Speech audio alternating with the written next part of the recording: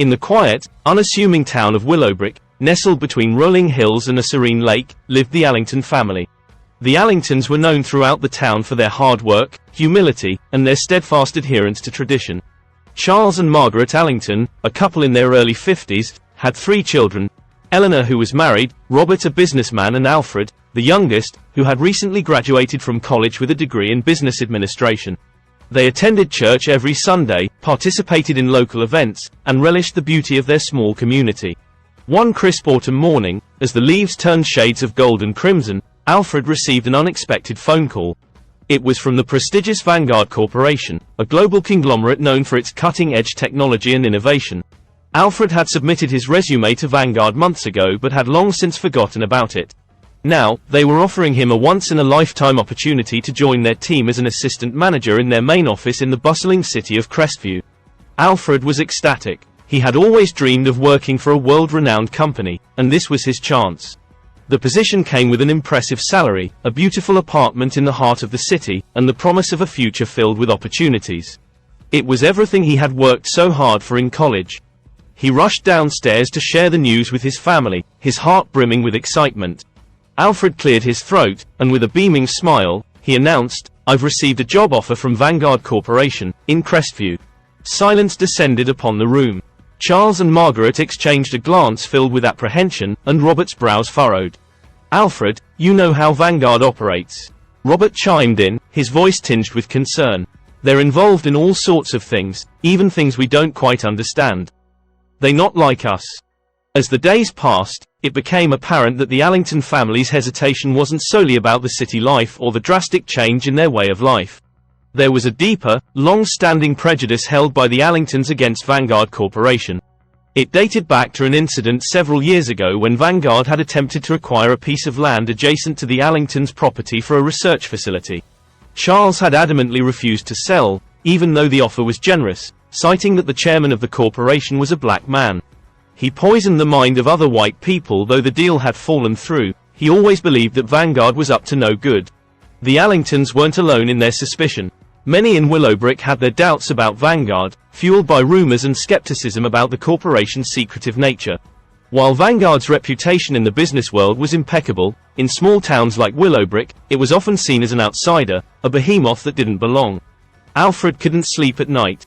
He tossed and turned, his mind filled with conflicting thoughts.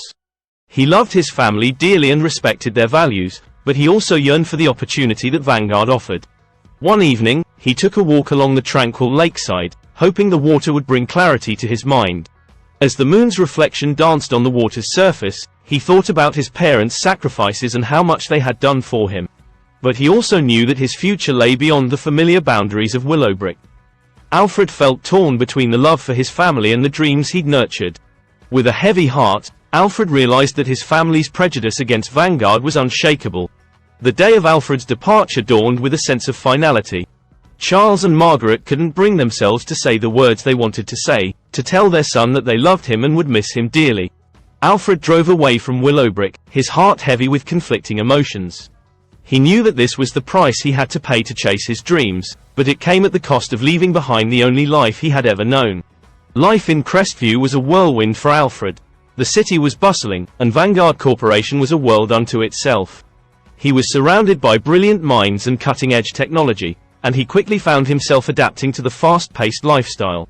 His days were filled with meetings, deadlines, and a sense of accomplishment that he had never experienced before. But every night, as he lay in his sleek, modern apartment, he couldn't help but think of his family back in Willowbrick. He missed the Sunday church gatherings, the familiar faces, and the comfort of home-cooked meals. Years passed, and Alfred climbed the corporate ladder at Vanguard. He was now a key figure in the corporation, and his work had earned him recognition and respect. One spring afternoon, Alfred received a call from Eleanor, his married elder sister, who had some news from Willowbrick. "Dad's not doing well, Alfred," she said. "I think you should come home." Without hesitation, Alfred booked a flight back to Willowbrick. As he walked through the town he had left behind, he was struck by how little it had changed. Alfred found his father frail and weakened, lying in his childhood bedroom. Charles's eyes, once stern and unyielding, were now filled with sadness and regret. "I realize now that I held on to my prejudices for too long. You were right to follow your dreams." he said. Charles passed away a few weeks later, surrounded by his family. His final words to Alfred were, "Make the most of your life, son, and never let prejudice blind you." Alfred took those words to heart. He decided to stay in Willowbrick, bringing his experiences from the corporate world to the small town. He used his knowledge to help local businesses thrive and to bring new opportunities to Willowbrick. Over time, the town's perspective on Vanguard Corporation began to shift. Alfred's success and his dedication to his family and community challenged the long-standing prejudices, and Willowbrick slowly embraced the change. He became an advocate for bridging divides, fostering cooperation between Willowbrick and Crestview, and bringing the two communities closer together.